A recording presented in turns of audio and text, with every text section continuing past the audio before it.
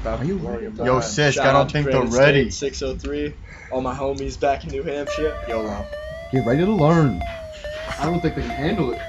I'm so fresh, man. It's like I'm fresher than Febreze, man. Drop the bass. Isaac Newton. Here we go. Gonna get edumacated.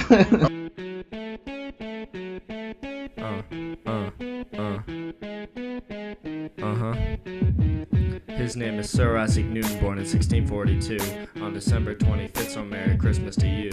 He made England his home, Cambridge his alma mater, and he spoke with an accent. Could I get you some water? That's a genius of math and the father of physics. He has shown us the path. He saw through the hieroglyphics. He even published a book that's named something I can't pronounce, but the fact is that his logic just cannot be denounced. Though he never married, he brought in the dough, and he dropped the formulas like you don't even know.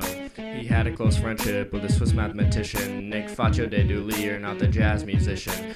Newton also gave his time to studying alchemy. Yeah, I read that on Wikipedia, please don't be mad at me. Newton's 3 laws can combine into one. Conservation of gravitational energy, and it's really no fun. E is negative mg over r, and the mcv that Newton left out of vector energy. Newton also built one of the first telescopes so he could see to the stars and other planets remote. He was a man of religion, and he even once sung that God governs all things and knows all that is or can be done. So that being said, let me throw it to Siski. He'll tell you what's up and he will clarify the theory.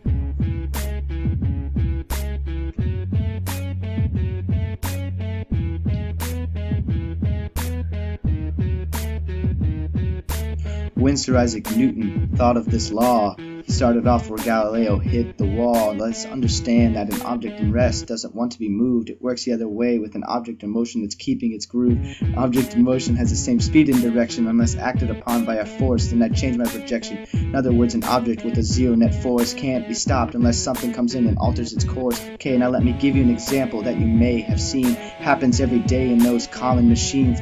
Now imagine when your car stopped and relaxed and makes some underclassman fool hit the rear end to call that crashing.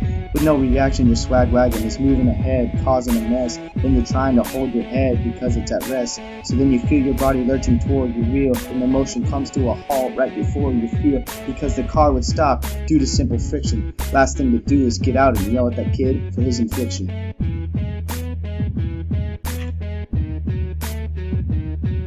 The second law is a simple formulation. Force equals mass times acceleration. If that's too much to say, try this abbreviation. F equals m times a. As acceleration increases, force does as well. Those two variables always seem to gel.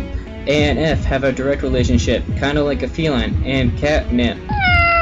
When mass increases, force does too. So if I drop a hat and a canoe, the one with more mass has more force. Remember that when you take this course. A and M are inversely proportional. This theory of his is very much supportable. Masses like to resist acceleration, explaining this very simple correlation.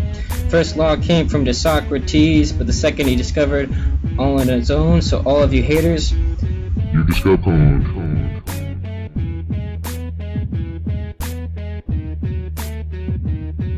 his book is called The Mathematical Principles of Natural Philosophy. It's all about his laws, not zoology. Due to his second law, he made a unit for force. It was named the Newton, a physicist's favorite resource. It's made up of seconds, meters, and kilograms, units we see on all of our exams. Newton's law is universal, unlike Aristotle's, thus it applies to both planets and soda bottles.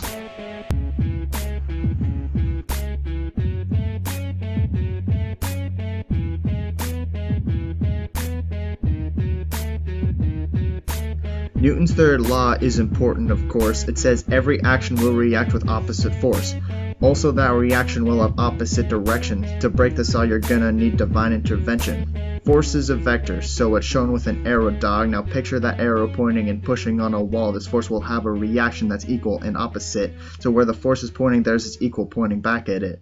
The thing about this law is it's incredibly useful. Without this rule of nature, you wouldn't be able to move, for when you go to walk, your foot pushes on the ground. In return, the opposite happens, the other way around. The ground pushes up, allowing you to go. But this isn't the only thing these properties are used for. Take rockets. Burning fuel comes out with tremendous power. The fuel pushes back on the rocket, sending it into space, outer. So the next time you're using a parachute floating above the ground, and the air is pushing up on you because you're pushing down, you can thank the third law that's holding you adrift, because without it you keep falling and Die in a ditch. bitch, bitch.